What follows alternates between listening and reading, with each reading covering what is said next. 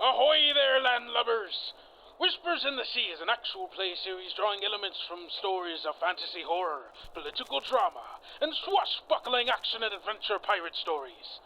As such, a list of content warnings will always be made available in the description. Alright, I get the sense that something potentially bad has happened. Is there anything I need to know? Oh no, it's funny you ask. To be honest, the head actually belongs to that dear lady in the corner. And, reaches into the orb and, pulls out the head. What the Okay. No, yeah. It is not elegant, it is not gorgeous, it is not beautiful in any way, shape, or form. You are watching as this ostrich chokes out something, as spittle and blood and its feathers rustles its feathers as it, and it coughs out a coin purse onto the ground in front of you. Can I say that the cloth that Felix had wrapped the head in is now, in place of the head is the coin purse? Oh, yeah. Oh no, about the little disturbance last night. I didn't mean to cause you any trouble or worry you, I hope you understand. I assumed that it was not your intent to do that. No, I don't believe that you all meant any harm. I do hope that you understand that I have many questions. As do I, to be honest. What's your name? Katerina? No less. We're gonna need to find you a new identity.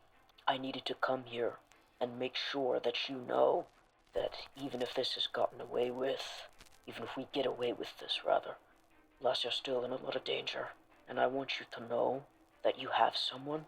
I will help you. I have helped people change identities in the past in more ways than one. And if you need an ear, if you need help, you come knock on my broom closet anytime you want. I know there's a lot of talk about holes opening up on the ship, heads, it's a lot of strange, magical things happening.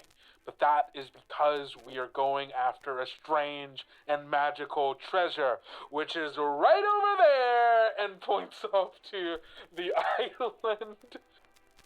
Bryn, as Hano points over towards the island, you get this sense, almost like a wave moving through you. This deep emanating from the island.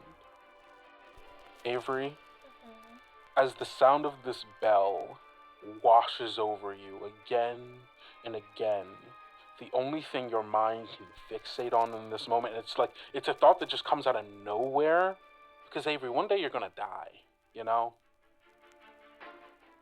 I'm letting you know now that I have a bad feeling. As do I. But you know what this does mean.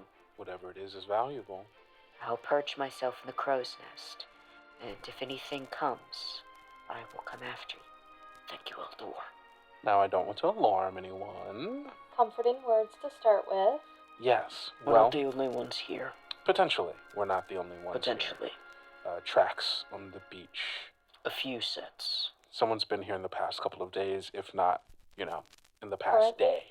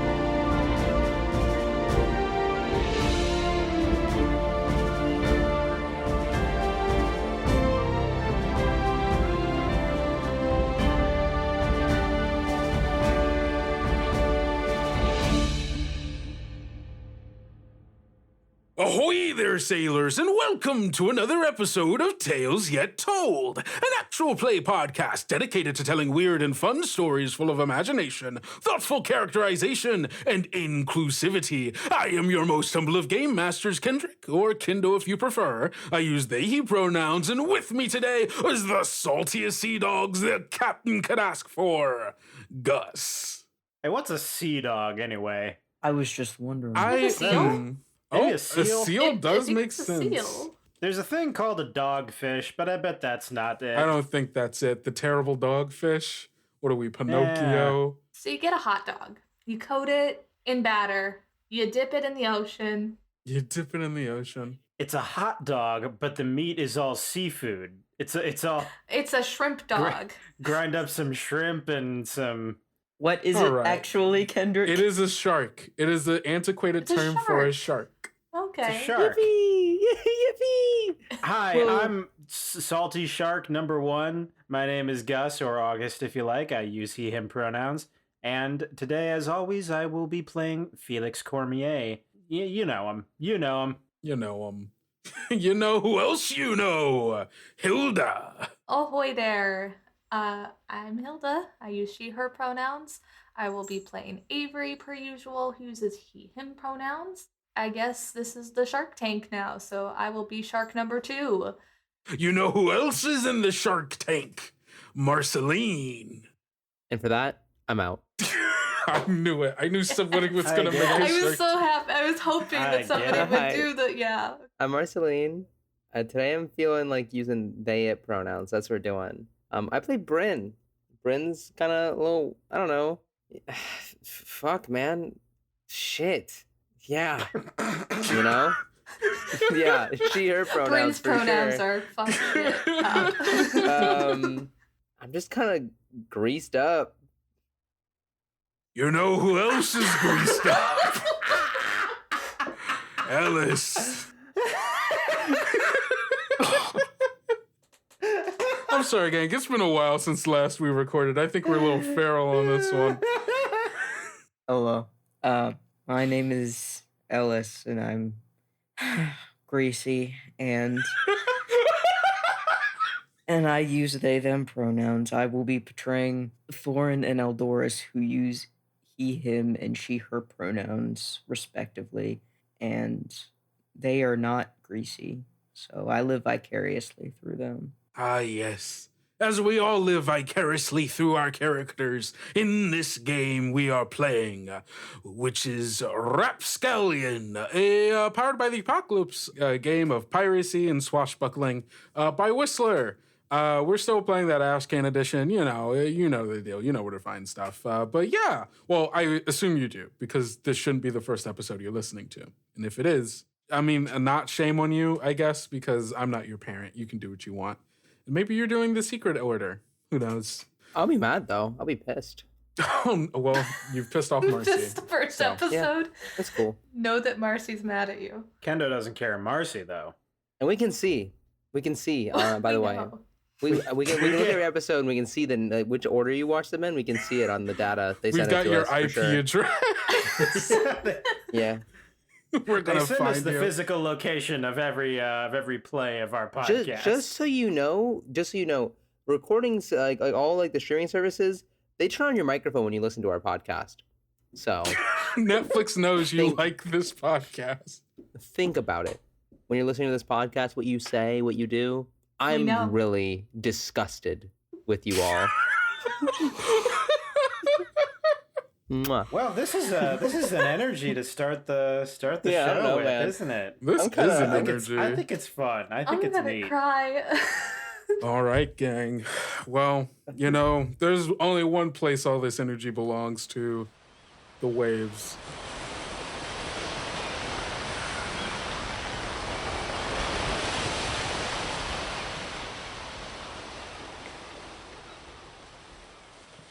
Our camera opens up on a dense forest.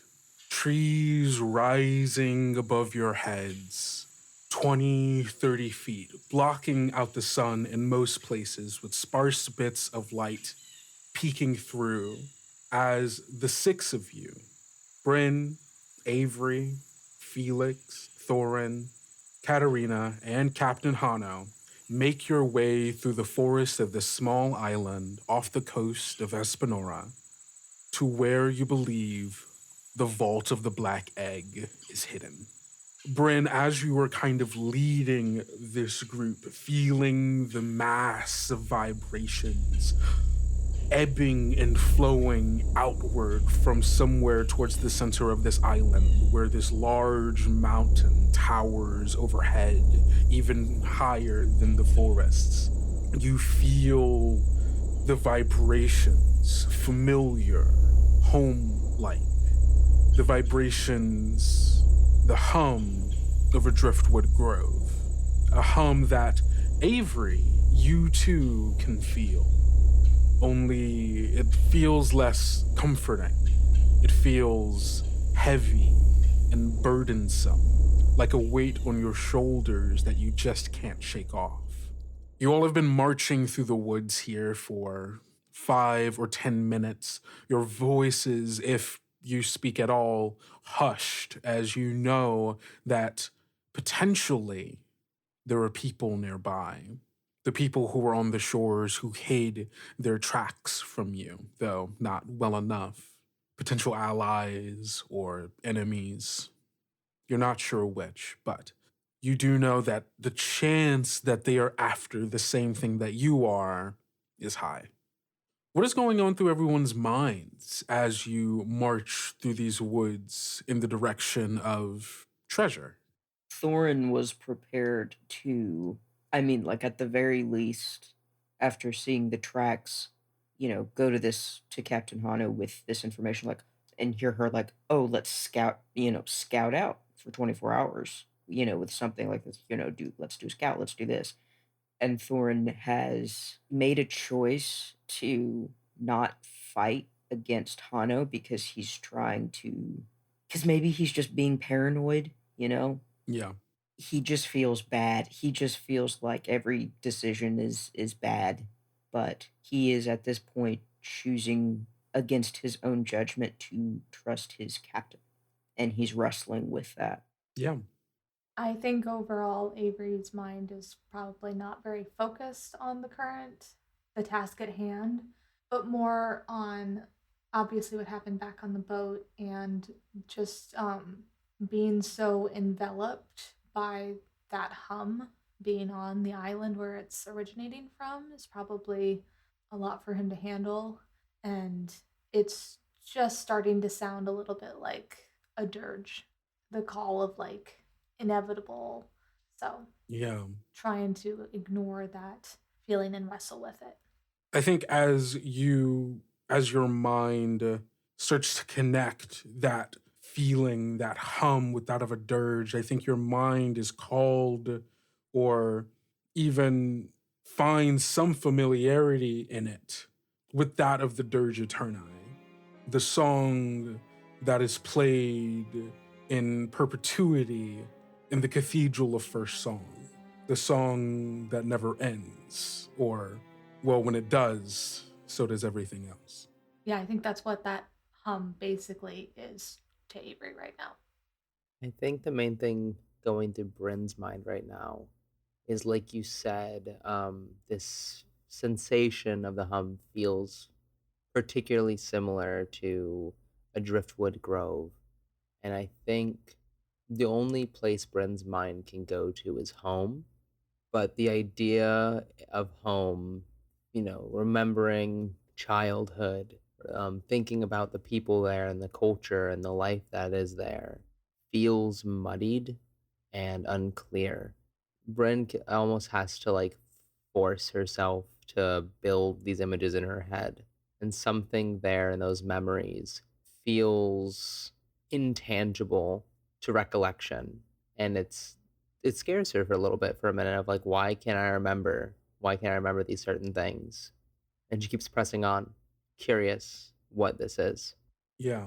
I think as you continue on trying to grasp at these fleeting ethereal memories, I think the one thing that Bryn is able to hold on to in this moment is that of the hum, the thing keeping her moving forward. It is the only thing that seems to be tangible for her in this moment. I think Felix is trying to keep his mind on the treasure hunt. I think he is hoping it will be a nice distraction from everything else, but I think his thoughts keep coming back to, he is still indebted to Damien. Everyone knows about basically all of his secrets now, and he is he's concerned about that. I think as you're walking, you, out of the corner of your eye, as you are, making your way through this forest, you get the sense of being watched out of the corners of eyes in the periphery. Whether or not it is true or not, or it could just be your companions looking around for possible danger, or just trying to make sure that their footfalls are in a sturdy, stable place, so that they don't trip and fall through this forest. But I think that in the back of your mind, there is this tingling sensation of, do the people here trust me? Yeah. And are they afraid that I might betray them in these moments? As you all are walking, Thorin, I think you get a sense, with Bryn is leading the way, but Captain Hano isn't too far behind her. And I think you are getting a very strong sense of both urgency and desperation from her. As any like thick parts of a forest and like foliage and vines and such that may be impeding your path, that Bryn can simply just move through. Captain Hano is taking her trident and slashing at some of them to kind of clear the way, and you can tell by her movements and by her stride that she is getting reckless in a way that is, Captain Hano can always be a little reckless, but I think you can tell that it is getting to a point of possibly putting you all in danger, if not seen to. I think I mentioned last session that going up, Thorin would take the rear, so he's knowing that he's watching this. Man, I can hear her all the way back here. And would Avery or Felix be in front of me in the order? Up to them. Who do you want to interact with more? Like, Good question. seriously, up to you. I really no preference. It would probably make sense to put Avery in the middle. Cool. Yeah, I think that makes sense. So, Thorin comes up behind you, Felix, and says real quick, I'm gonna go forward with, gonna talk to the captain about something real quick, so I'm just gonna let you know that you're in the rear for now, okay? Felix nods. I think Felix, when you come up behind him, I think he like just a tiny bit, just jumps a little bit. I think Thorin clocks that. I think Felix just like gives a very stern nod and takes that rear position.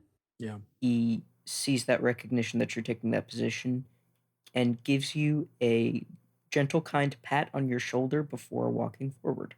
Yeah. Thorin, you make your way up, catching forward in the group, catching up with Captain Hano, leaving Felix back here to come up the rear. And Felix, I'm not quite sure if this is a natural inclination that happens or an inclination that kind of seeps into your mind. But with Thorin having moved up, you are now back here behind Avery where no one else could see you. Thorin, you catch up with Captain Hano. She doesn't immediately recognize that you've moved up because she's busy trying to head the way alongside or just behind Bryn. We've never actually talked about this, but Thorin, in my kit, I have 2 weapons. The smaller sidearm is a sickle, and the primary one is a broadsword. Yeah, something works. like that. Yep. Something, yeah. But specifically, he was thinking about how do I approach this without Hey, Captain, be quiet. You're doing a bad job. So, Thorin, after passing by Avery real quick and kind of just waving hi at Avery for a second, comes up to Tom and while giving some room between them, Hano, sorry, I don't mean to spook you. She's slashing. Yes, Thorn. I realized while I was at the back, I'm watching you struggle with what kind of weapon is she using to Trident. And she's right, because the trident, yeah. yeah, she's using her trident, and because she only has one arm, she's having to hold it like closer to the actual tip of it, like just like a little bit below like the head of the shaft, and is like trying to cut it like that. It's a little awkward, but she has become quite used to having to use it in this fashion. Right. He comes up to us. I noticed you're really, maybe struggling a little bit with the trident, and because of the fabulous weapon, perhaps not the best for cutting through grass. I realized I was back there. I should have told you sooner. I actually have a sickle, and it's very good to use with one hand as well. Or I could, if you would prefer, you could take the rear, and I could take this, whatever you would prefer. And it's also the other good thing about the sickle is it's also quieter. You see, she stops cutting away at at the leaf, at the vines and stuff. And you can see she is like sweating and like panting, like taking in deep breaths, and it's just like, Thorin, what did we say about talking? Really loud, people can hear us. Okay, if you needed me to be quieter, I can be quieter, but. We're making our way through. I think all the conversation is just slowing us down. We just gotta keep moving, okay? If you want me to take the sickle, I'll take the sickle. And we'll like hold her hand out to take it and like put the trident underneath her arm. Thorin immediately hands her the sickle and gives her a stern look. It's not mean, but it is a very serious look to try to attach to, Yeah. Are you trying to size her up in this moment?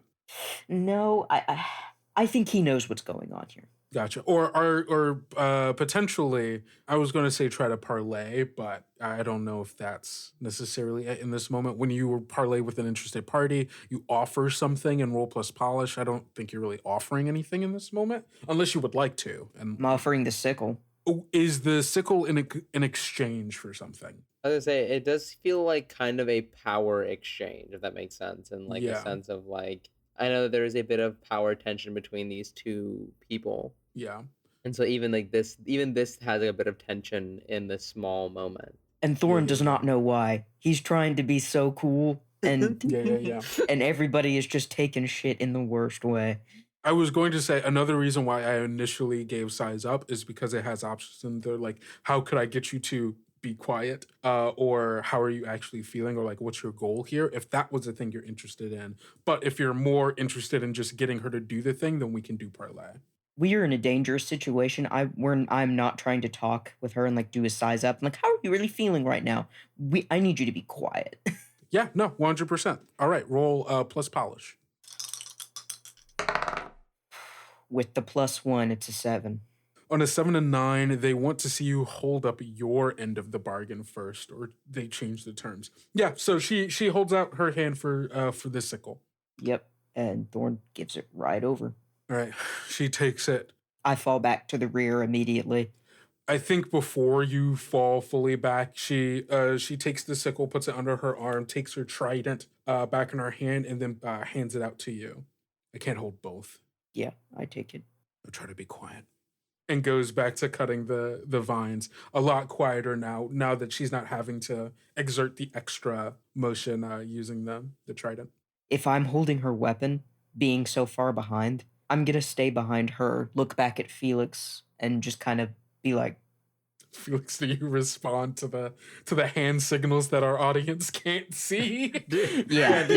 I was gonna say, like, yeah, just kind of giving hand signals to like indicate I'm staying here. Behind Hano, are you comfortable staying in the rear? Yeah, Felix. Thumbs up. Felix just gives a thumbs up. That sounds good. Yeah. All right, dope.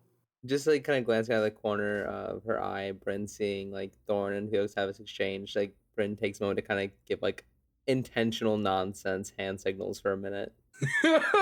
To Felix as well. Yeah. I love this is great radio, gang. This is great radio. Amazing radio. Audience, I wish you can see the hand signals going down here. It's like Quite good. it's quite good. It's like Quite good. interpretive art almost. Amazing. Thorin sees Bryn do that and is immediately Straight just like, up tutting going on. it's a bad omen. It's a It's bad it's a bad omen. Not I- everything's I- a bad omen, Thorin. I think Bryn kind of catches. I hope that Bryn catches Thorn's glance for a second and just kind of smiles.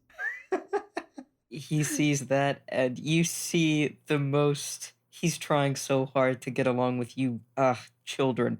He looks at you and he goes, like kind of like this awkward ass half grin, and then looks at Hano again as she's cutting away, kind of quieter. I actually think Felix plays along with the joke.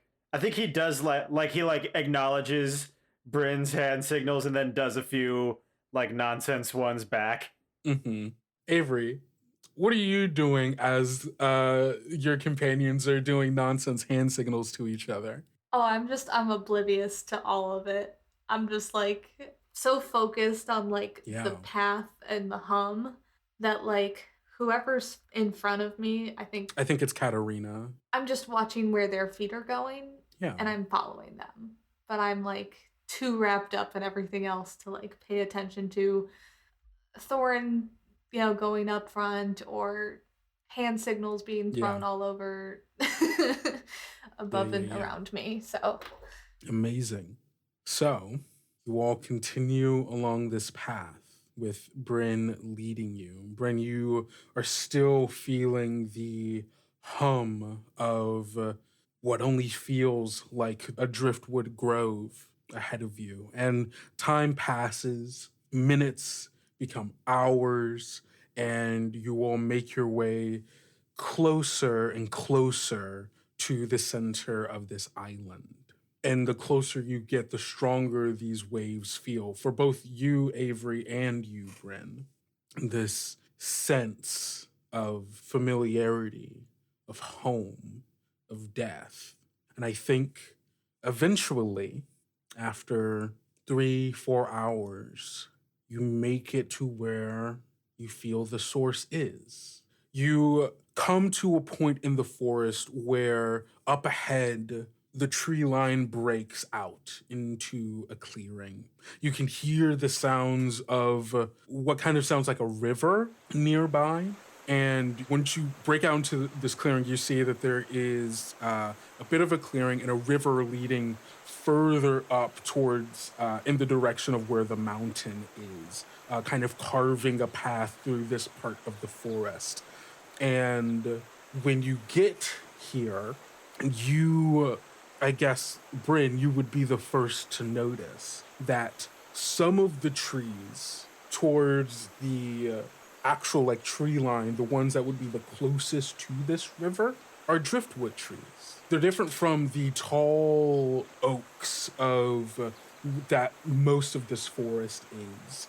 They are these skinny, white, black, and like white and dark brown splotchy, almost kind of like a birch, where the actual trunk has this like papery, almost translucent outer bark, and you can see where it's been chipped away, and there's this deep, dark, almost black wood underneath. They are thin, wiry trees with these gold and brown leaves sprouting out from them, much different than the bright greens of the rest of the forest, as it is still spring.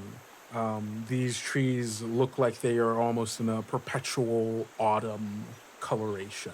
And Bryn, I think the first thing that kind of comes to you is that like these, while they are driftwood trees, these are not like the healthiest trees, you know? The driftwood trees that you remember are huge, strong, sturdy things, where these seem almost starved for the material that makes it what it is, the meteorite dust. But yes, you kind of come to this clearing where you start to see these trees growing along the edges of a riverbank, leading you further in the direction of the mountain. I think upon noticing that we have maybe paused for a moment, like I almost run into Katarina. Oh. I'll like look up and clock the different trees, and I don't think I've maybe ever seen a driftwood tree before. Yeah, I don't think you have. Yeah.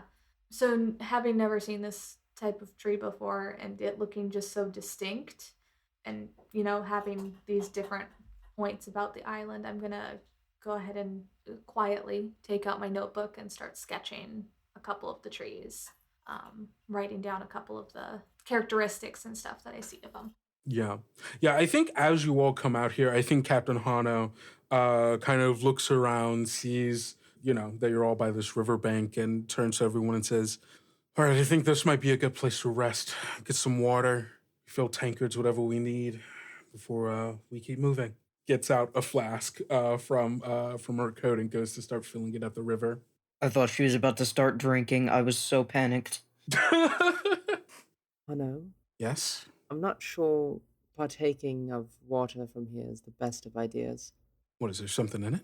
I'm not sure. I think like Bryn takes a second and like puts like her hand on one of the trees and kind of feels it and like kind of observes the ground. You said like the ground is almost like ashen around these trees, right? Like the soil seems like a bit. It does not necessarily. Actually, I didn't say that, but sure, why not? Oh, okay. Yeah. No, I was saying like the bark of the trees are this really pale, papery thin. But I think it also makes sense as these trees are almost sucking the land dry, trying to get the nutrients it needs out of a mineral that is scarcely here, and is like in some ways like killing the land around it. And I think you see that some of the other trees that aren't these driftwood trees are much smaller than the rest of the trees around, or have patches where leaves have fallen off, or limbs have died and broken off as well. I think that's something that Bryn points out to Hano, and Bryn is, Hano, the trees are the life around this place. It seems like it's being sapped, taken away, dying in a way. Not so much as it's leaving, but just being stored in these trees. I remember back home, the forests of the driftwood, they were sparse, rarely filled with life, other than the ones before you. These are driftwood trees? At the moment I hear you say the word driftwood, Avery like looks up from his sketching. Unfortunately, yes, they're a mere speck of what they were back home, at least what I remember. When I was young, I'd run amongst them, and it was as if I could build a little house inside the trunks themselves. It's sad. I hope they're still that big back home. But yes, these are driftwood trees, of course. There's an energy about them, an etherealness. They're sadder than I remember. Thorn, I think you also recognize, as Bryn has like kind of called attention to the trees, and you look about them, that you can tell like underneath the like papery thin bark, into like the deep, dark, almost black trunk of the tree itself, you recognize this wood as being a lot of the wood that the Bois Perdu is made of. The wood that Johann wasn't able to find. Though with trees this size, you wonder how many it would take to even build a boat, let alone repair it. Yeah, it would probably wipe out the growth that's here, so. But still, Thorin makes a note of it, and Thorin is a bit of a sentimental person. Is there just like a stick of driftwood on the ground? Yeah, you can probably find one. Just like a tiny, like I'm talking like 6 inches match, something that he could just put in a pocket.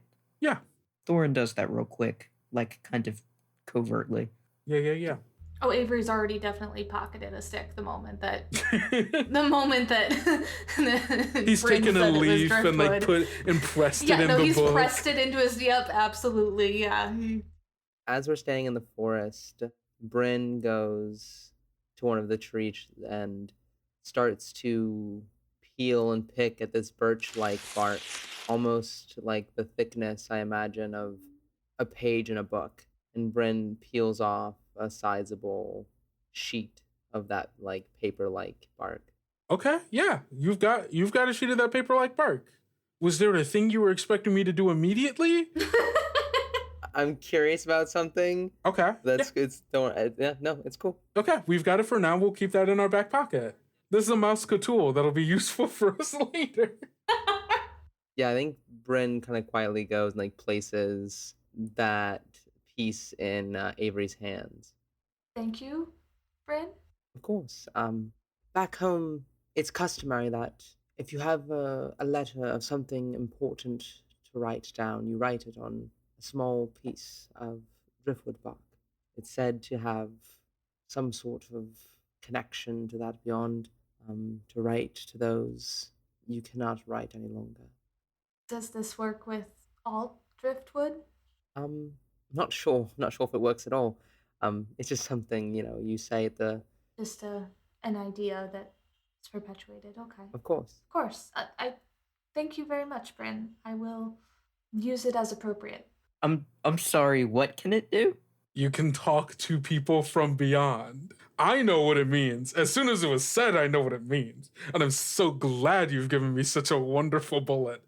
Here's the thing. Thorn would hear that and probably like Carve him off a piece. Yeah, why not? start carving off like a few bark slices to stow away. Let me just get this right. So Bryn like if it's a birch tree, just like peeled off a little like thing of bark. Okay, I'm just gonna roll it up like a little scroll. Yeah. And put it in my bag. If I can add on to the cultural thing that has just been made here, I think part of the the ritual that this is that you write it on it, you put it in a little bottle, you roll it up like a little scroll in a bottle, and you float it off at sea. And it said you'll get a message back. You'll get a response. I like that. Thorin makes 3 little scrolls, and I think in a weird way kind of does this along Avery a little bit. Not like next to, but just like you see these 2 lads just peeling pieces off trees for various reasons, picking up sticks. I'm gonna use this for my fort. Yeah, exactly. Just going at these trees. Yeah. Felix, what are you doing as everyone's talking about these trees and collecting barks and twigs? Felix doesn't give a shit about these trees. I think Felix hears like Bryn say that about them, and I think he has a moment of just like, nope, not getting involved in this. No, like talking to the dead. I don't think so. No, I have one too many supernatural things going on in my life already. This is and for that, I'm out. This is not something I want to fuck with. I also don't know if Felix. Oh man, this may be kind of sad. I don't know if Felix has anyone that he would want to talk to. Yeah, I guess that's interesting. Does Felix like spend the time to like sit here and like think through like who would I even talk to? Oh, he does. Yeah, he absolutely does. And comes up with no one. I'd talk to myself because I'm freaking dead inside, bro. Oh. Oh. Talk to my inner demons. Oh wait.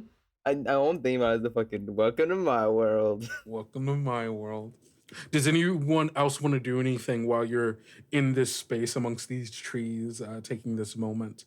Hano's just kind of like sitting at the edge of the river. She's poured back out the water and is just kind of sitting here, knelt by it, like looking into the water and then occasionally like around and then up towards the mountain. And Katerina is resting, leaned up against one of the trees, just kind of watching you all going about collecting all of this stuff and talking. Just go full Boy Scout. Yeah.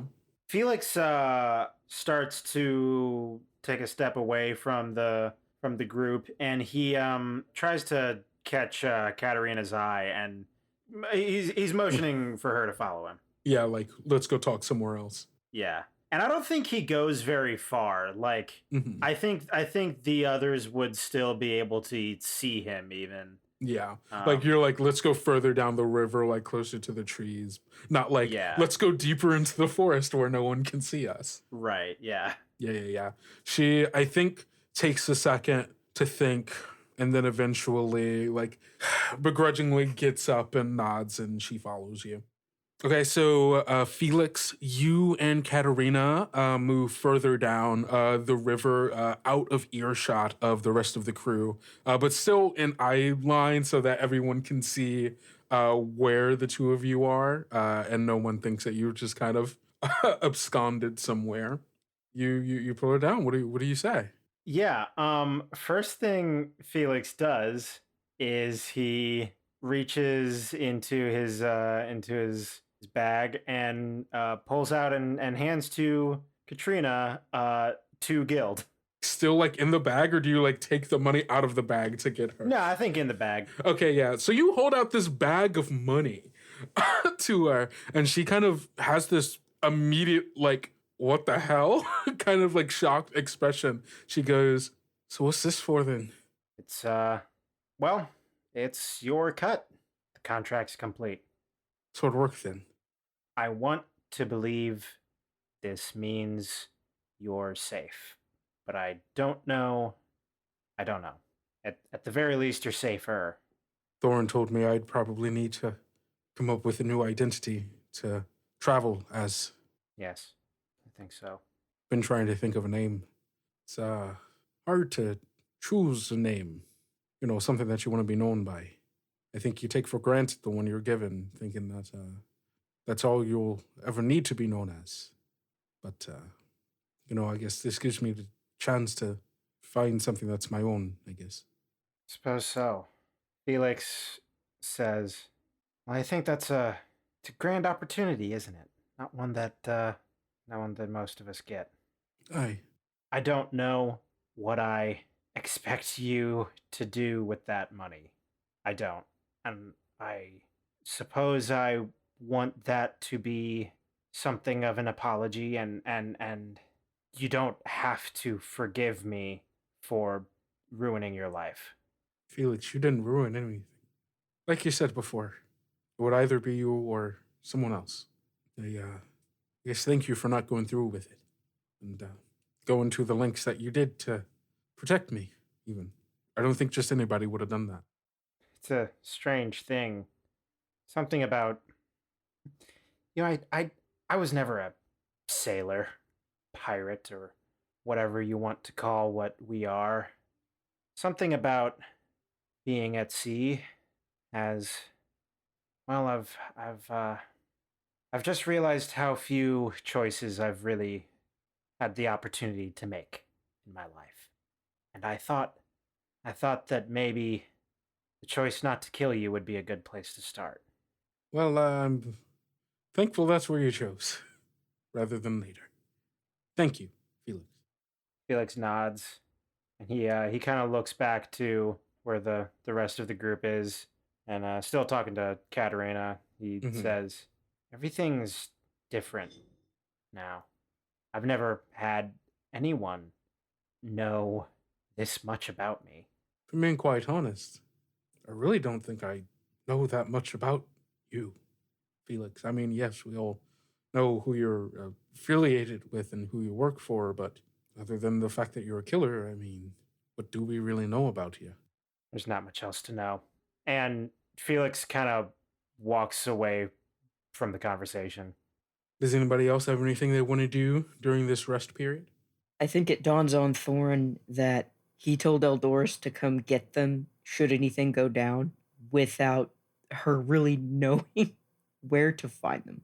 Yeah. And I think he takes out that blue mirror. Are we coming close to the cave at this point? I think, judging from the distance, you all are to the central kind of mountain range and hilly valley part of it. That you all have kind of ascertained you're probably another 2-3 miles away from the center of the island. I think he'll wait until we're about to go in the cave, and at the cave we'll put out the blue mirror, and he just kind of makes a mental note to do that. Okay, yeah. I think Bryn takes a moment and walks to one of the nearby trees, and for a moment, kind of just takes their thumbnail and scratches at their meteorite tooth. Just not so hard, but just in like how you if your teeth are dirty, you scrape the enamel, like the enamel whatever off, and more symbolically than anything, goes and kind of takes the small whatever bit might be under her nail and kind of like rubs it against the bark of one of the trees and kind of mumbles to herself, "May the world be kind to you. May you grow sturdy, and may whoever's bones you become, you give them the strength they need."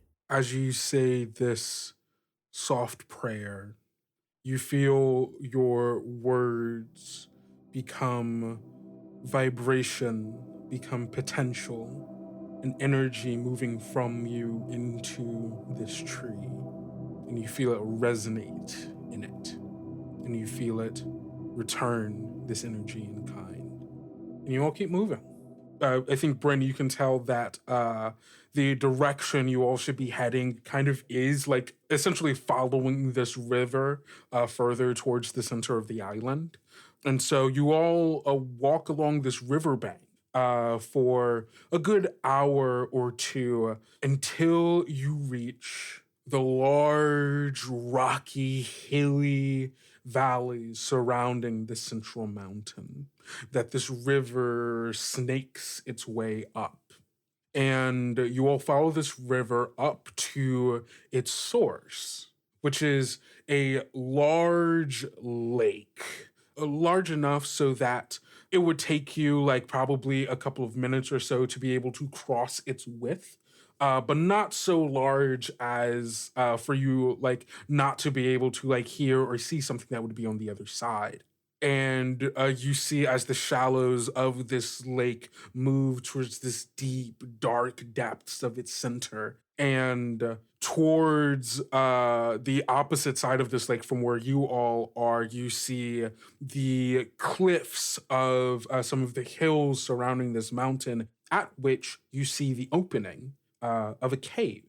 Avery and Bryn, the two of you, upon getting here, immediately can tell that the strongest source of this hum is coming from the lake, coming from somewhere deep, deep within the lake, but bellows out with a force stronger than what Avery has ever felt, for sure, with its slow, continuous thrumming. And you believe that this lake, this cave, this area, this kind of place is your destination in some way. Can I investigate a little bit? Yeah, sure, 100%. You are using your investigate move, I would imagine. Mm-hmm. All right. Your investigate move, when you investigate a scene in detail, roll plus vinegar. Cool. Gonna roll my digital dice. Digital style. I'm fucking rolling. I'm not even in my grave yet, but I'm rolling in it. That's a 10. On a 10 plus, you get to ask 2 of those questions. 10 from the pixels. Oh, the wizards inside my box have chanted a little cube. They All right. favor me, okay, Marcy? So. All right, which of those questions do you want to ask? Those questions. You get 2 of them. I would love to know, is there something dangerous here? What and where is it? And then, is there something hidden here? What and where is it? Okay. I think as the group of you start to like move around this lake, like kind of like examining the area of like the open mouth of the cave, the lake itself, and just kind of the surrounding area, as like I think Captain Hano and Katarina are kind of scouting out the edges, making sure that there's no one in the immediate vicinity. You find yourself pulled in by the lake. Not quite physically, but I think the answer to is there something dangerous here is that you feel this place as being the source of that hum, of that overbearing feeling of the inevitability of your death. I think as you stare into the waters, into their depths, there is this part of you, this tugging sensation of, well, just walk in. Meet your end. If it is inevitable, why not now? Why not here? Come with us. And that tugging sensation deep at the bottom of this river. Full call of the void. I don't know about Avery, but that's enough to convince me, to be honest. I'm convinced. You feel that pull. You aren't quite sure what, but whatever is at the bottom of this, like whatever's deep in these depths, that is the source of this hum, is dangerous in the way that it seems to call for you, in the way where it wants you to be there with it, that it is in some way lonely, in some way desiring company, and you can fill that void. Is there something hidden here? I think as you are walking around the edges of this lake, kind of, again, looking at the area, feeling yourself pulled towards here, I think you see, leading from the mouth of the cave to the lake, you see a well-worn footpath.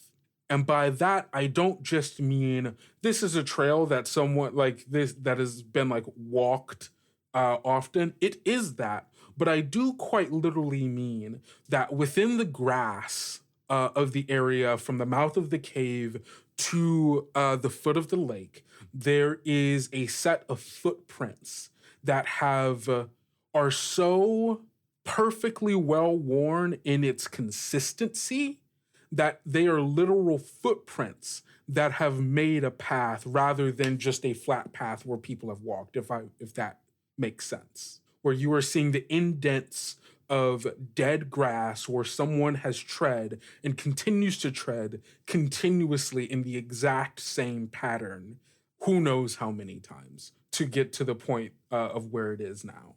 But there's no sign of anybody or anything that would have made that track. Is the track itself just human? They are humanoid in appearance, a little larger than like just a regular human footprint.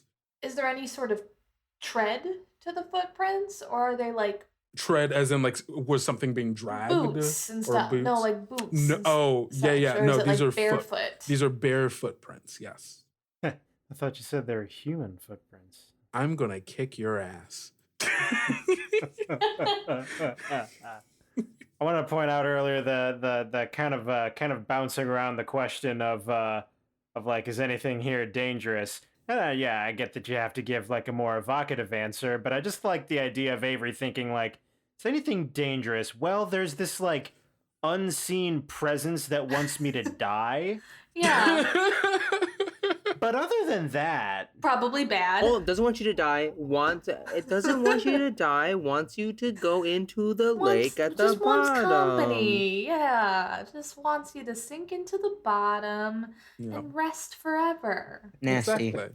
Yeah. Just take a really nice long water nap. Yeah. Mm-hmm. Delightful. You know, how bad could it be just like dipping a toe in the water? Yeah.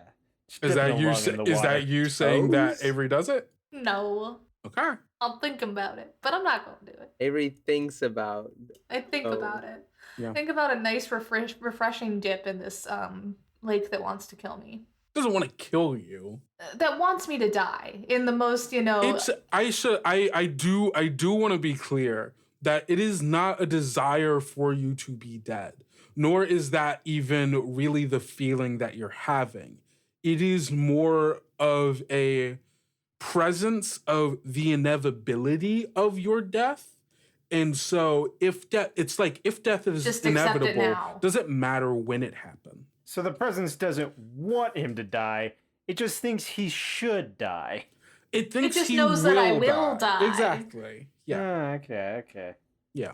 And I don't know to what degree there is, like, while Avery is melancholic, I don't necessarily think that, I don't want this condition to seem as if, like, Avery has to accept melancholy, you know? Like, he can feel it and also be like, maybe I shouldn't be feeling that way, right?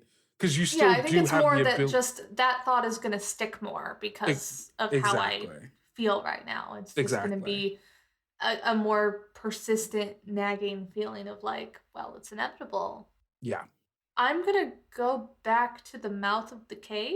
Okay. And I'm going to just, because I want to get a better sense of these footprints, I'm just going to like follow the footprints exactly. Like, go to the mouth of the cave and start just like, whoa. Okay. Stepping in the footprints, just be like, and like looking at what that path, leads to, other than just, straight up to the water. Like, is there something that I see from there? Is there something that I feel from it? Like, I'm like, why is this the path? Yeah. I get you. And Okay. I'm not saying that anything is going to happen. I'm just saying that that's what I want to investigate. Yeah. Yeah. So while Avery, you all see Avery kind of like staring deep into the water and then I looking. stare so deep into the water. Like you're like, is he about to like just swan dive into this lake? And then you just like see that moment completely like pass from my face. And like, I just walk back to the front of the cave and start taking very deliberate steps. Yeah. What is everybody else doing? Thorin, at the front of this cave, leaves that blue mirror and tries to put it in a way that the sun, at least for the next several hours, will hit it. Yeah. And you can set that up easy. There's no roll for that or Okay. anything. Bryn, Felix? Man, I really want to go in the water. You can. You Be were so feeling refreshing. you were feeling the same hum that Avery is. It is not in that same melancholic way. For you, it feels inviting, almost comfortable. But I think while that feeling exists, right? That comfortability, that familiarity, that like, oh, this is home. This is what home felt like, surrounded by driftwood trees, surrounded by this energy, surrounded by this hum. There is this nagging feeling, this whisper of a dozen versions of yourself warning you to stay away from the water. Do not enter these waters. Sister, please, no, it's dangerous. Call of the cathedral, it is here. I have a really interesting question for you. Mm-hmm. Time stands still. Uh-huh. Do you need to breathe? Yes. Why? What is this question? What is this question for? What are you trying to do? Also, you're a ghost. Well, now hang on a second. You're a ghost. You don't need to breathe anyway. That's true. Yeah, That's but true. other people. Are you gonna freeze time and throw Avery in the water? Freeze time and just give Avery a little push. That wouldn't be good. I'm saying That would be bad. if everyone came to the water with me and then time was frozen, are your cells They would still have to needing- breathe. Yes. You would still have to be able to breathe. Yes. Sounds fake. You sure about that? If you're bringing them with you, I assume that you are choosing them to not be affected by time standing still. In No, which it case, does track. they Yeah. would need to breathe. Yeah. Water doesn't What if stop you being didn't? water. What if we were frozen? Then as soon as you were unfrozen, you would drown. Physics, I guess. Yeah. Is there anything? What are you doing? I just wanted to. I was having a little brain puzzle. I think that Bryn most likely like stays slightly elevated and hovers over the center point of this source of water. You called it a lake. How big? It is a good it's. I'm bad at sizing things. It's big. Like football field across? I mean, that'd be a pond. That could be a lake. A football field isn't that 100 yards isn't that big for a lake. We'll give it 300 yards. We'll give it 3 football fields across. In diameter? Yeah. Or in diameter. In diameter. Okay. But you see, as it gets closer towards the center, it gets exponentially deeper. It almost becomes concave in a way. as if there were like a hole punched out of the center of this lake. I am gonna hover over the center for a second here. Yeah, for sure. I forgot. I remember Captain Hano, asked you to come and like to bring. What did you bring to anchor you Oh shit. away from the ship? We could just say like this isn't like a. Did you bring something? Like I'm assuming you brought something with you. You can just decide what that is. Now, again, it doesn't have to be a thing that you are actively holding on to. It has to be something that you're nearby. So you could have given it to someone as well to hold on to, if that is a thing that you would be comfortable with. Fuck it. Hano has the fucking the eye from the helm. Oh, she brought the eye? Okay, interesting. Okay, yeah, for sure. She can have it like in a satchel that's alongside her. Yeah. Okay, sounds good. Cool. Oh shit. So yeah, why'd I do that? You are floating above this lake, looking deep into its depths below, feeling the call, feeling the hum, hearing the whispers of yourselves warning you of what lies beneath you. I think that Bryn wants to try and traverse this water momentarily to try and understand it without being noticed or without being apprehended. I think that this lake and the water below feels like an entity of its own. Okay.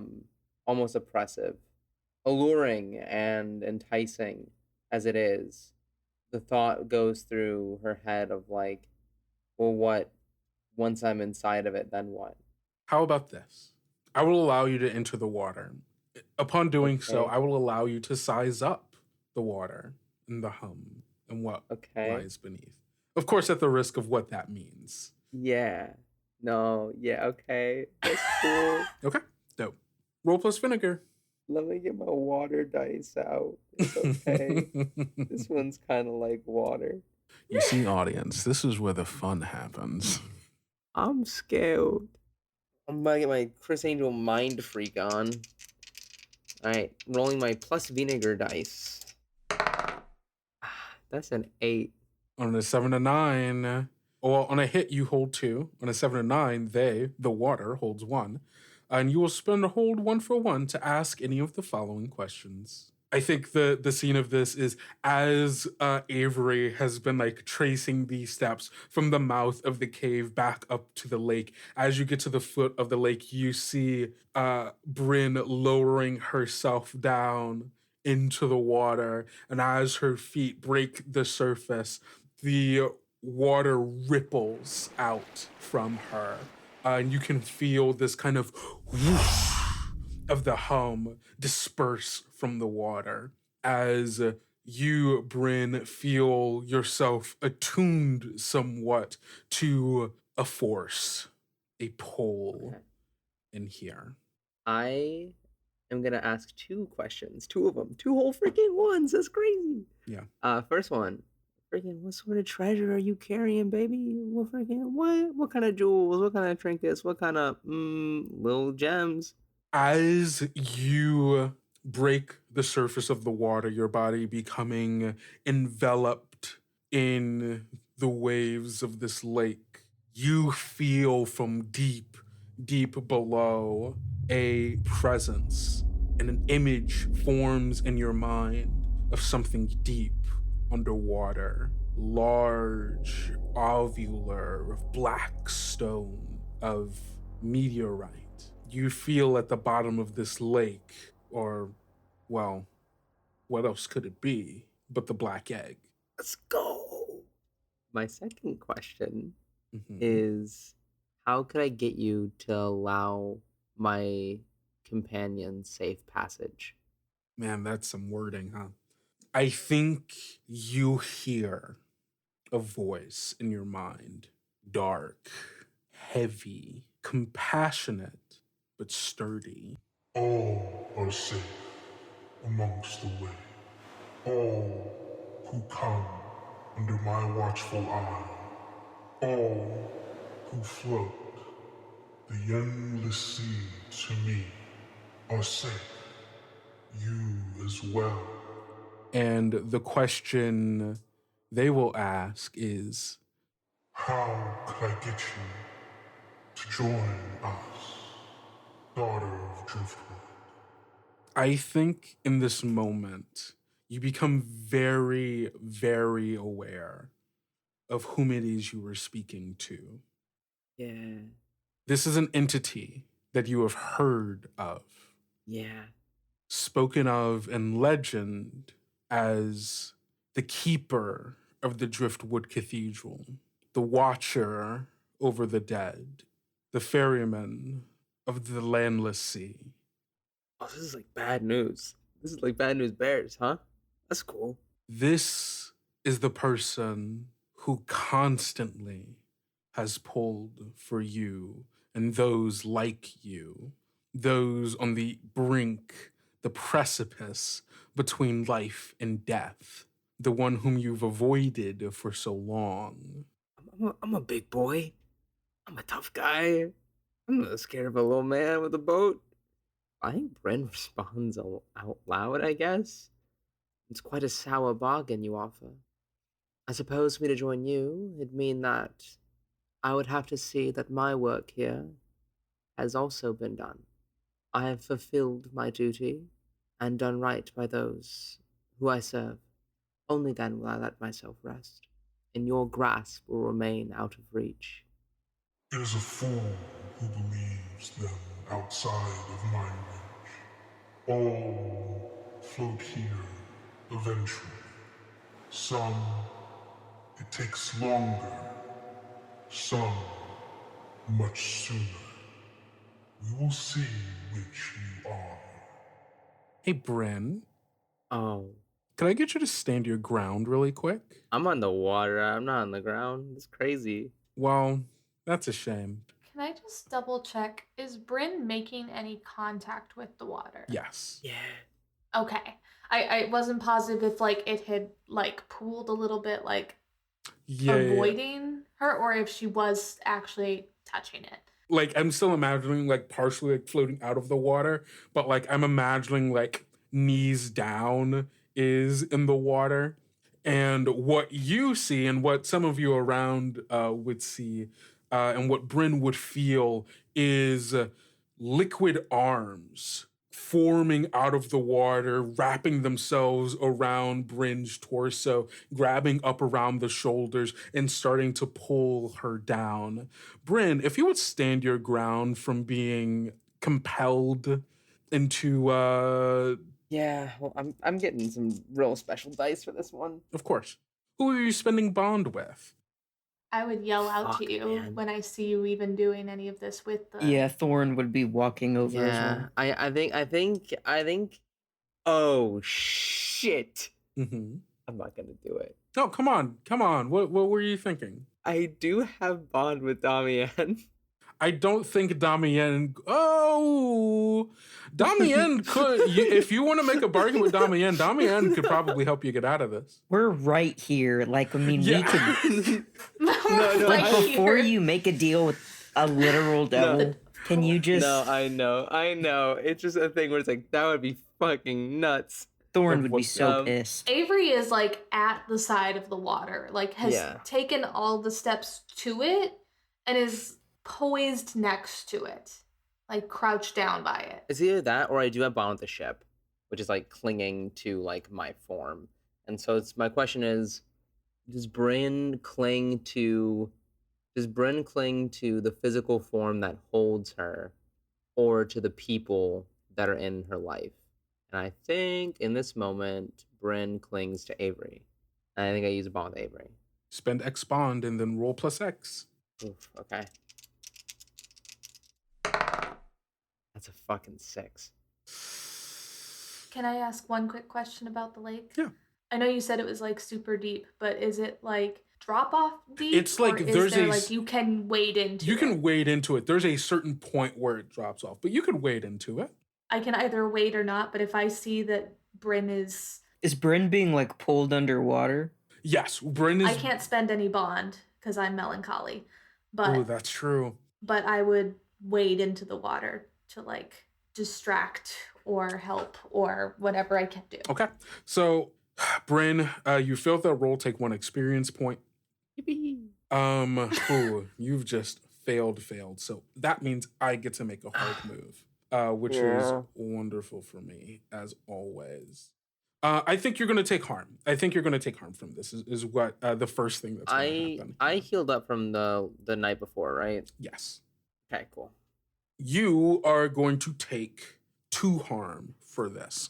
As all of you see watery arms form up from the water, wrap around Bryn, grab her, and start pulling her down. And you can see as water begins to mix and meld with her celestial, kind of ethereal, ghost-like form. For you, Bryn, there is this searing pain as you feel water begin to mix with your body and spread out like roots from where their hands are gripping you along the shoulders. And the whispers of yourself are screaming in your head, begging for you to escape. What is everybody else doing as you start to see Bryn being pulled under?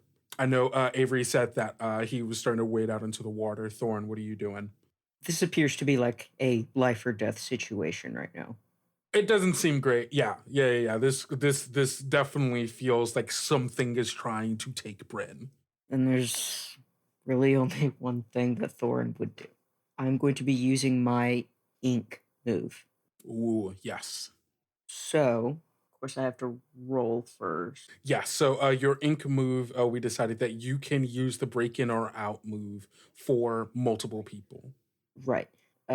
Is it multiple people or just one person? An additional One additional person, right? So my break in or out move allows me to roll plus blood, and by some magics, which will be explained shortly, through this tattoo, will allow me to break in or out with another person with me. It allows me to take someone with me, not just take myself. What you all see is from Thorin's stomach and chest, you start to see a golden glow.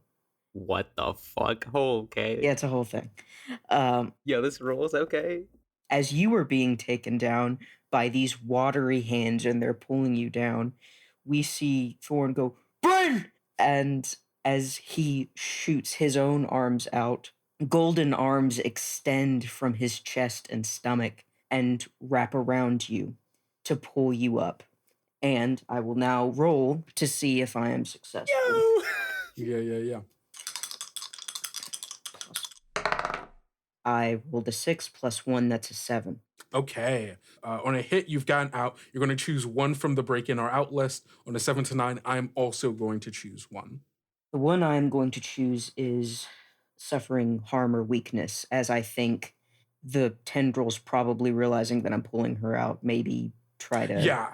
As you are running out into the waters to go grab Bryn, you feel the tugging, and everyone else sees as other watery arms come out of the lake and start grabbing Thorin as well, trying to pull him back and also kind of down and under as well, as your golden arms stretch out to grab and release Bryn from her grasp. How much harm? Oh, sorry. You are going to take 2 harm as well.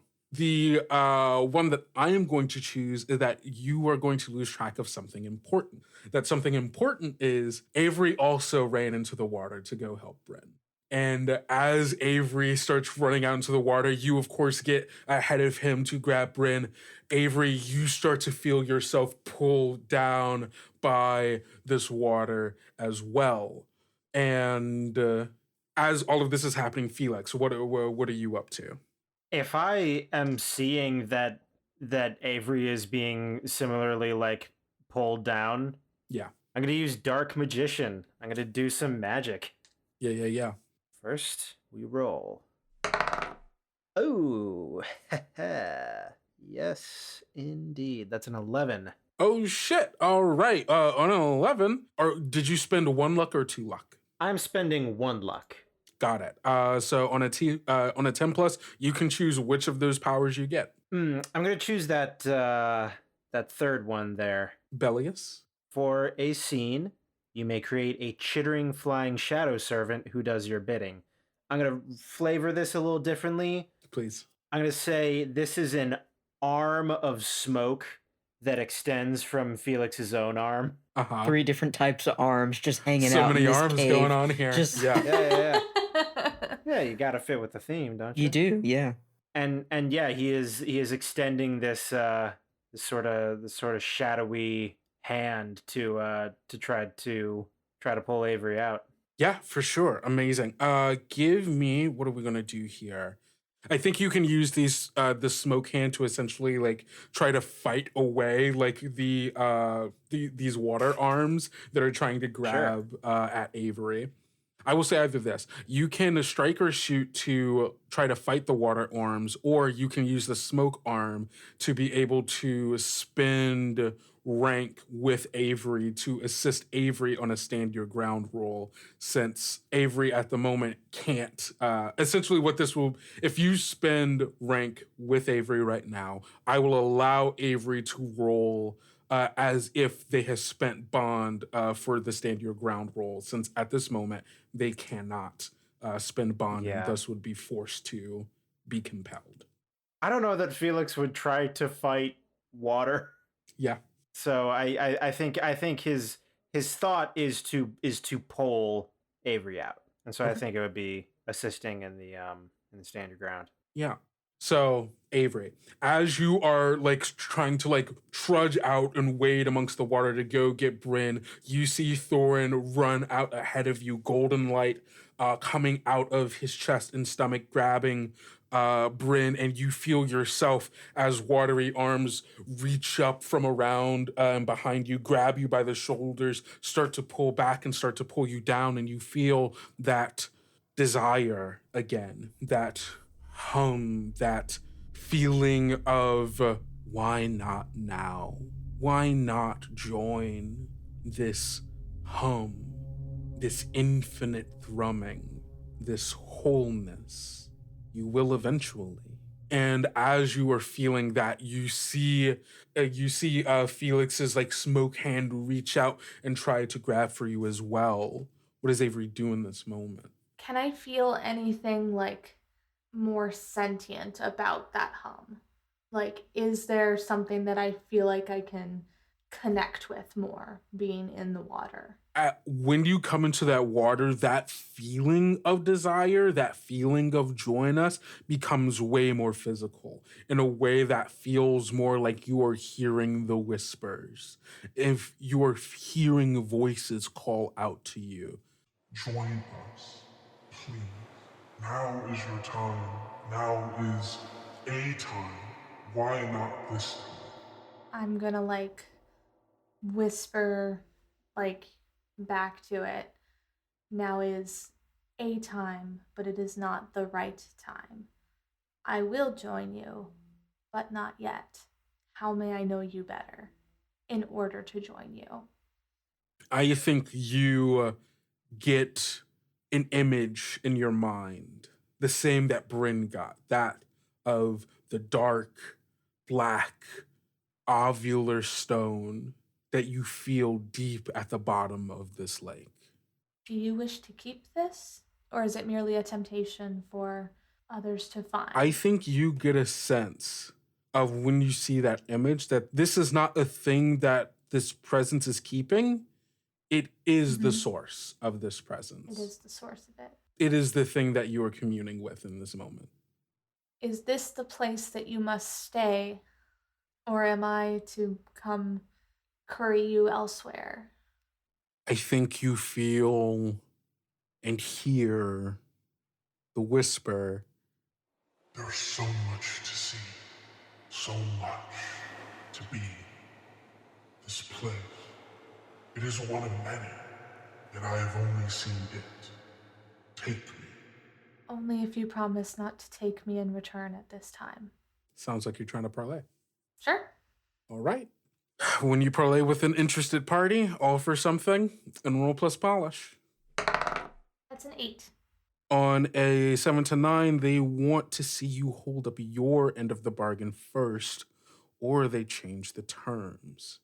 The fates decide. I think as these watery arms are reaching up around you, Felix, you are reaching out with your smoky arm, but you see Avery not turn towards you in reach of aid, but instead look further into the lake, into its depths. And Avery, you feel the force respond.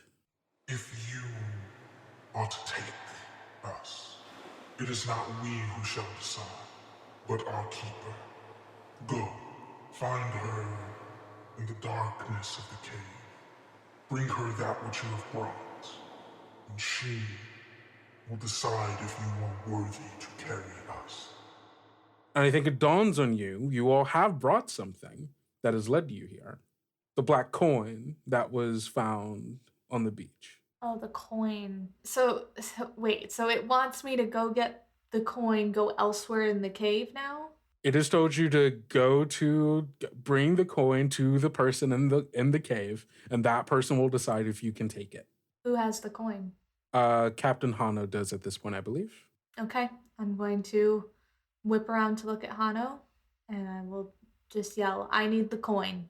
Cutting quickly to, I think as the golden arms from Thorn have broken apart the watery arms from around Bryn. Bryn, you find yourself freed from that watery grasp, free from that pain. And the arms kind of fall back into the water with light splashes as they deform. And Thorn, you find yourself, you're able to grab and like pull. Yeah, her in. as soon as the arms can reach Bryn, you feel these. I don't know if Bryn is accustomed to feeling warmth, but you do feel warmth kind of surround you with these arms. They reach around you, and you are quickly and swiftly pulled back to Thorn onto the shore. And when that happens, I think you kind of hit Thorin with some force. You're pulled back so quickly. And you both fall to the ground. The golden arms fall away and recede back into Thorin. And now you just feel Thorin's arms wrapped tightly around you. And you hear him say, "Oh, Bryn, are you all right?" And he sits up with you and he's looking at you to make sure nothing's injured, that you're not leaking. He's looking over you. So, "Oh, Bryn, love, are you all right?" I believe I'm all right now, Thorin. I'm not sure what overcame me. I believe what we came for was at the bottom of this lake, but it appears it isn't what is theirs. And I think Bryn kind of scans around the water. Is Avery all right? And then Thorin looks over in the direction of where Avery is, I think while keeping a hand kind of on Bryn. Yeah. Yeah, and then that's when Avery has turned around. And I guess before we get Captain Hano's response, I'm interested, Felix. How does Felix feel having his assistance rebuffed? I mean, Felix doesn't really know all that much about, magic stuff, but he knows that magic stuff is involved in this whole thing somehow. And his assumption is that whatever is in this lake has essentially overcome Avery. I think Felix starts to believe that he is about to see Avery die. Mm-hmm. As Avery, you call out to Captain Hano. Captain Hano, who's on the edge of the lake, her and Katarina having like just watched all of this shit go down, and you call out, being like, "I need the coin." She goes, "What? Give me the coin now." Hano like pats herself down, like going through like all of her like jacket or pants and stuff, finds the coin and like, okay, and like just tosses it to you. Okay, yeah. I will like swipe it straight out of the air and just book it straight for the cave that I was walking from. Yeah, you walk straight down the path. You all see Avery as he, a man on a mission, blazes a path to the edge of the cave. Does the water just like let me go? Yeah. Like, what's the deal then? Because As you are walking out, all of you are seeing as the arms of the water like slowly sliding off of Avery, like almost reluctantly letting go as you take your first couple of steps out of the lake, and you feel this, Avery. You feel this almost like pained, like almost the feeling of when you have to finally like break from the hug of someone you're not going to see for a long time. That is the feeling you're getting as these arms unwrap themselves from you, allowing you to go back towards the cave. yeah, I think that is a painful feeling to have brought up, like you say, because that is actually a somewhat recent feeling before Avery went on this mission. Yeah. But yeah, I'm solely focused on going immediately to this cave. Yeah. Yeah, you immediately, everybody sees as Avery stomps towards the cave. You get to the foot of the cave. It is dark after the first couple, like dozen or so feet from the light that is entering this cave. Your tall shadow silhouetted in the opening of it. And I think from the mouth of the cave, you can hear deep down the low, like muttering, almost whispering and grunting, echoing and bouncing off the walls of the cave from deep down. I follow it. I follow, yeah, deep into the cave. Okay. What do the rest of you do as you see Avery go down into this cave? Thorin's so tired. I'm also very tired. Seeing that, Thorin stands up with Bryn, and Thorin looks at you, Bryn, and says, I think we ought to follow the rabbit down the hole. And kind of starts to... I think he wants to take your hand and start running, if you'll let him. I don't think he wants to let go of you. I think that as Thorin grabs Bryn's hand, Bryn once again levitates slightly, and you feel that the weight shifts in the way that you have like hold her, and almost as though that you could run just pulling her along. And that's exactly what he does. Yeah. Felix. I think Felix hesitates, but runs after. I guess runs after Thorin and Bryn. He like catches up a little bit, and he says to Thorin as they're running, when we are done with this, I would love to have a conversation about the fact that you made some magical arms yourself. I found that rather interesting. I'll mark it down on my calendar. It was extraordinary, though, wasn't it? Oh, yes. Like, I think Bryn's eyes are kind of like big, like saucers, like in astonishment. Oh. Thorin blushes, and he says, I'll put it on the calendar. Captain Hano and Katarina quickly follow behind all of you as well. Bryn looks back at Felix and then goes, well, Thorin wouldn't be a part of our crew if he didn't have a bit of flourish, I suppose. I think Thorin smirks at that and keeps running. Yeah, I actually think Felix like kind of smiles. Yeah.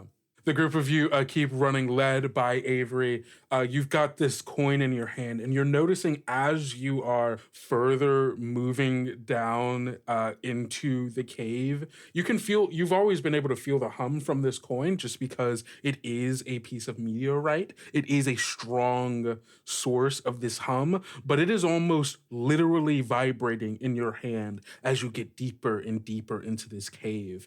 And you notice as you're getting deeper that there are these bioluminescent fungi that are growing along the walls and ground of this cave, kind of lighting it as you get deeper past the light of the outside of this cave.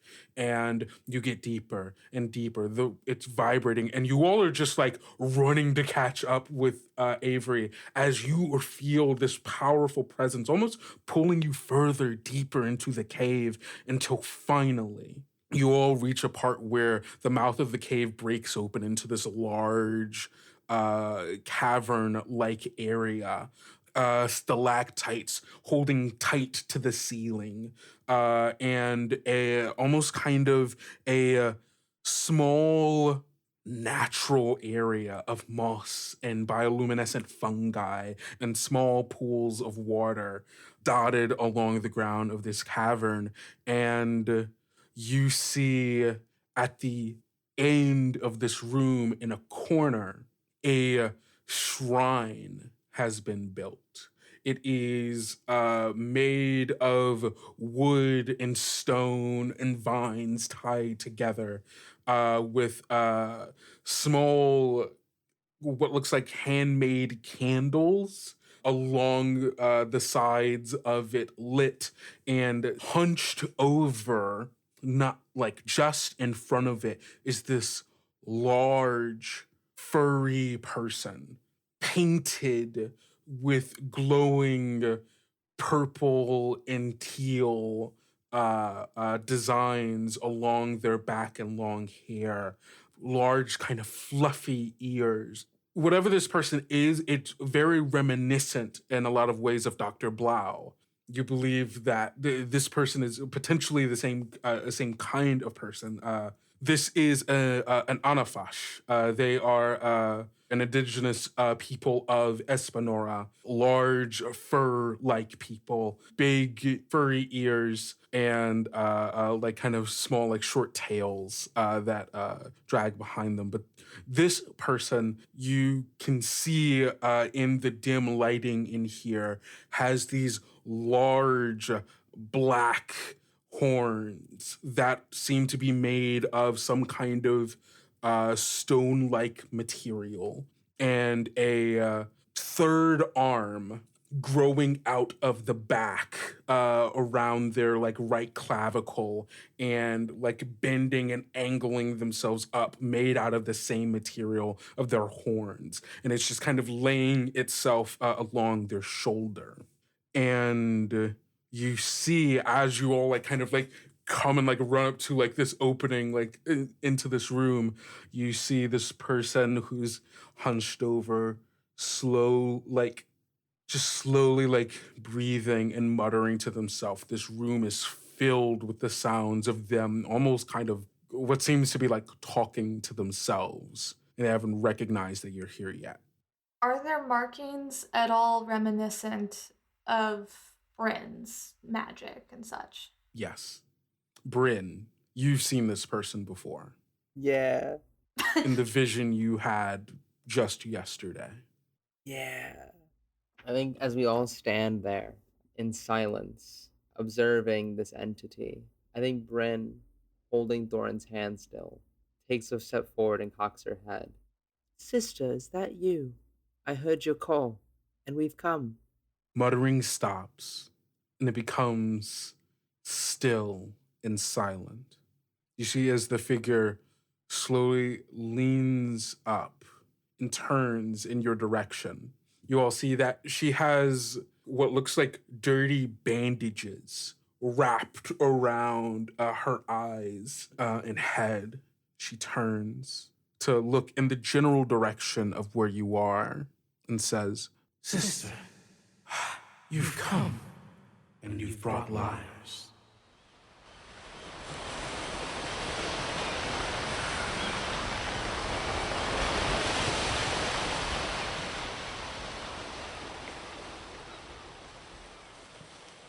All right, good job, gang. Let's do our end of session questions real quick here.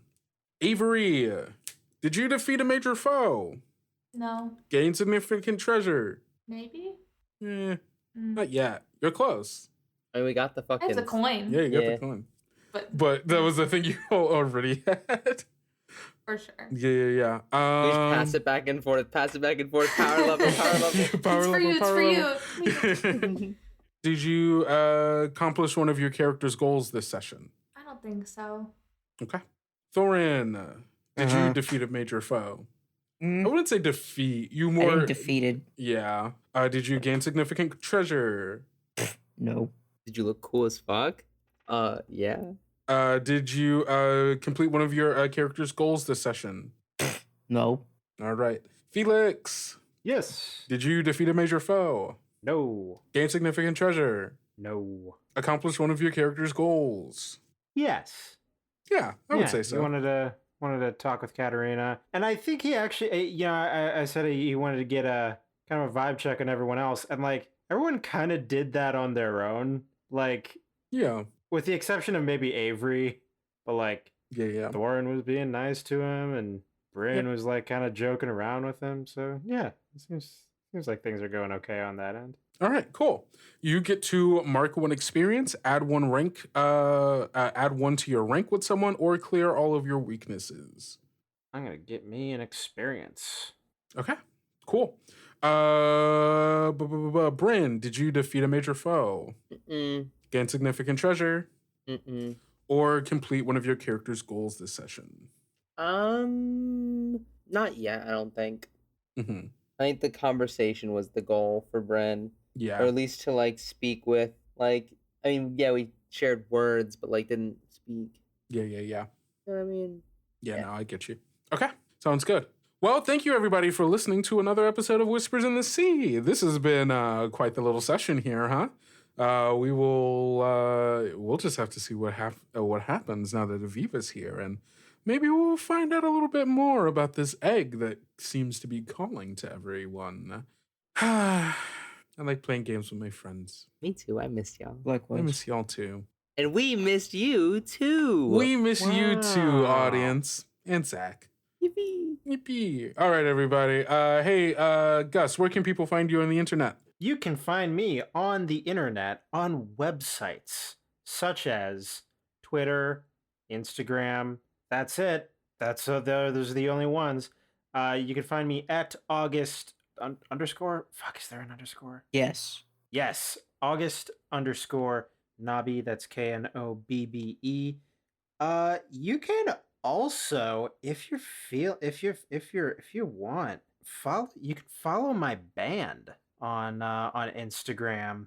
They're very good.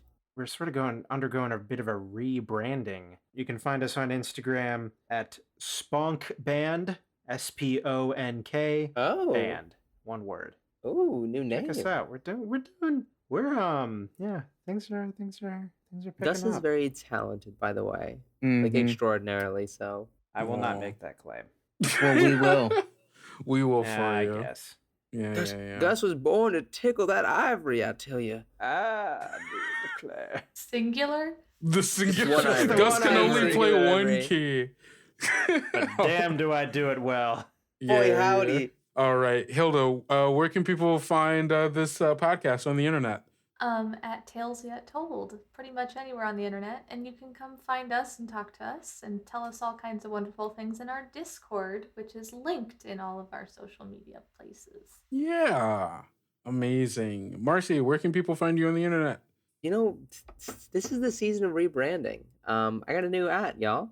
Yeah. So still Twitter as always. I'm still posting nonsense. I'm still posting life updates and just scantily clad images. You can find me at Chipped Canine on Twitter.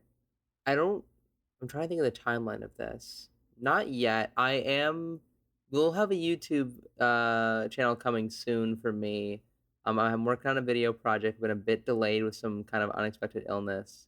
But there is a long form video project that will be heading y'all's way soon. So, yeah. Ooh, very nice. Excited. And Ellis, where can people find you on the internet? You can find me on Twitter at Horror Writer, which is spelled WHORE_the word writer. Awesome. And yeah, you can find me everywhere on the internet at Kendo Makes Films. And you can find the actual play live stream that I do, Prayers in the Static, which is kind of like the child of Tales Yet Told, over on twitch.tv/nameless domain every other Friday at 7:30 p.m. Central Time. We play sci-fi TTRPGs and telling stories in a shared world that we are slowly building with the people that we're playing with as we play them. We've got a lot of really, really cool things coming down the pipe, and if you want to know more about it, better go follow us on social media so you can keep in touch with all that stuff that's going on. There's something new coming soon. There is something new coming soon, and I'm very excited about it. It's going to be very dope. Yeah, that's all I've got. But you know what else? Don't forget, fam, to go out, eat enough food, drink enough water, get enough sleep, and take care of yourself, because self-care is very important, especially in the times we're living in right now. And don't forget to love yourself like we love you. Bye. I love you guys. Bye. Bye. Get some sleep. Bye.